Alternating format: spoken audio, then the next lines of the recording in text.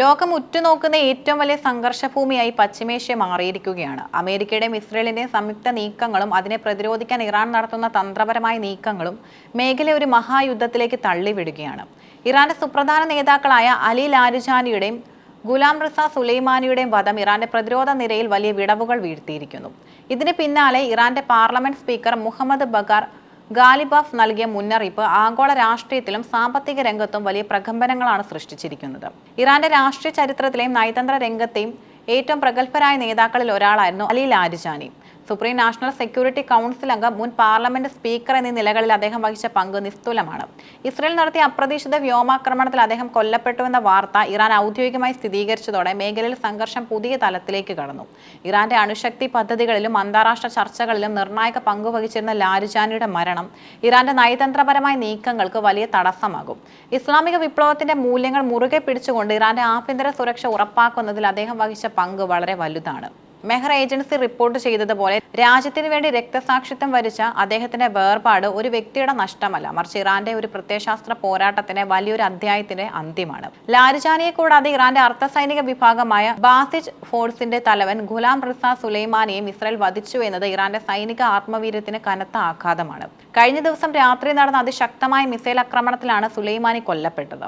Israel പ്രതിരോധ മന്ത്രി തന്നെ ഈ വാർത്ത സ്ഥിരീകരിച്ചത് ഇറാന്റെ സൈനിക സംവിധാനങ്ങൾക്ക് മുകളിൽ ഇസ്രയേലിനുള്ള മേൽക്കൈ വ്യക്തമാക്കുന്നു. ഇറാനിലെ ആഭ്യന്തര സുരക്ഷയിലും സൈനിക റിക്രൂട്ട്മെന്റിലും ബാസിജ് ഫോഴ്സിൽ വലിയ പങ്കുണ്ട്. അത്തരമൊരു സേനയുടെ കമാൻഡറെ വധിക്കുക വഴി ഇറാന്റെ താഴെത്തട്ടിലുള്ള പ്രതിരോധ സംവിധാനങ്ങളെ തകർക്കുക എന്ന ലക്ഷ്യമാണ് ഇസ്രയേലിനുള്ളത്.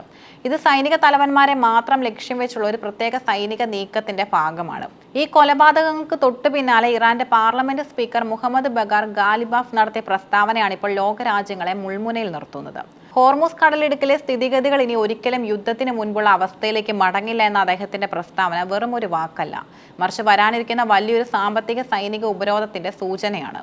ലോകത്തെ ആകെ എണ്ണ കയറ്റുമതിയുടെ ഏകദേശം 20% കടന്നുപോകുന്നത് ഹോർമുസ് കടലിടുക്ക് വഴിയാണ്. Saudi Arabia, United Arab Emirates, Kuwait, Iraq എന്നീ രാജ്യങ്ങളുടെ എണ്ണ വിപണി ഈ ഇടുങ്ങിയ ജലപാതയെ ആശ്രയിച്ചാണ് നിലനിൽക്കുന്നത്. ഹോർമുസിൽ ഇറാൻ നിയന്ത്രണം കടുപ്പിച്ചാൽ ലോകത്തെ എണ്ണവില കുത്തനെ ഉയരും. ഇത് അമേരിക്കയും യൂറോപ്യൻ രാജ്യങ്ങളെയും നേരിട്ട് ബാധിക്കും. ഊർജ്ജ വിതരണ ശൃംഖല തടസ്സപ്പെട്ടാൽ ആഗോള വിപണിയിൽ ചരക്ക് നീക്കം നിലയ്ക്കും. ഇത് ലോകമെമ്പാടും പണപ്പെരുപ്പത്തിന് കാരണമാകും. യുദ്ധത്തിന് മുൻപുള്ള അവസ്ഥയിലേക്ക് മടങ്ങില്ല എന്ന് ഗാലിബാഫ് പറയുമ്പോൾ ഇറാൻ ഈ പാതയിൽ സ്ഥിരമായി സൈനിക സാന്നിധ്യം പരിശോധനകളും വർദ്ധിപ്പിക്കുമെന്നാണ് അർത്ഥമാക്കുന്നത്. ഇസ്രയേലിനും അമേരിക്കയ്ക്കുമെതിരെ ഇറാൻ പ്രയോഗിക്കാൻ പോകുന്ന ഏറ്റവും വലിയ ആയുധം ഈ ജലപാതയായിരിക്കും. ഇറാന്റെ ഉന്നത നേതാക്കളെ ലക്ഷ്യം വെക്കുന്നതിലൂടെ ഇസ്രയേൽ ലക്ഷ്യമിടുന്നത് ഇറാന്റെ ആത്മവിശ്വാസം തകർക്കാനാണ്. ഇറാന്റെ പകരക്കാരെ കണ്ടെത്താൻ പ്രയാസമുള്ള നേതൃത്വ നിരയെ ഇല്ലാതാക്കുന്നതിലൂടെ പ്രതിരോധ നീക്കങ്ങൾ മന്ദഗതിയിലാക്കാമെന്ന് അവർ കരുതുന്നു. അമേരിക്കയാകട്ടെ മേഖലയിലെ തങ്ങളുടെ താൽപര്യങ്ങൾ സംരക്ഷിക്കാനും ഇറാനെ സാമ്പത്തികമായി ഒറ്റപ്പെടുത്താനും ഈ സാഹചര്യം പ്രയോഗിക്കുന്നു. എങ്കിലും ഉന്നത നേതാക്കളുടെ മരണം ഇറാനിൽ വലിയ വൈകാരികമായ തിരമാലകൾ സൃഷ്ടിച്ചിട്ടുണ്ട്. ഇത് ഇറാന്റെ സൈന്യത്തെയും ജനങ്ങളെയും കൂടുതൽ ഐക്യപ്പെടുത്താനും ശത്രുരാജ്യങ്ങൾക്കെതിരെ കടുത്ത നിലപാടുകൾ സ്വീകരിക്കാനും പ്രേരിപ്പിക്കും.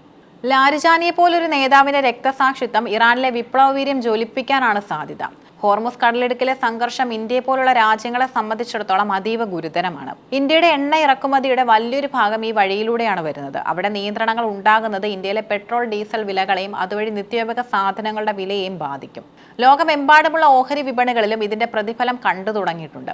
പശ്ചിമേഷ്യ ഇപ്പോൾ ഒരു അഗ്നിപർവ്വതത്തിന് മുകളിലാണ്. അലി ലാരിജാനിയുടെയും സുലൈമാനിയുടെയും വധം ഇറാന് നൽകിയത് കനത്ത ആഘാതമാണെങ്കിലും ഹോർമുസ് കടലിടുക്കിനെ മുൻനിർത്തി ഇറാൻ നടത്തുന്ന നീക്കങ്ങൾ അമേരിക്കയും ഇസ്രയേലിനെയും ഒരുപോലെ പ്രതിരോധത്തിലാക്കുകയാണ്. യുദ്ധത്തിന് മുൻപുള്ള പഴയ ശാന്തമായ കാലം ഇനി തിരിച്ചു വരില്ലെന്ന സ്പീക്കർ ഗാലിബാഫിന്റെ പ്രഖ്യാപനം ഒരു പുതിയ ലോകക്രമത്തിന്റെയോ അല്ലെങ്കിൽ ഒരു വലിയ വിനാശകരമായ യുദ്ധത്തിന്റെയോ ആരംഭമാകാം.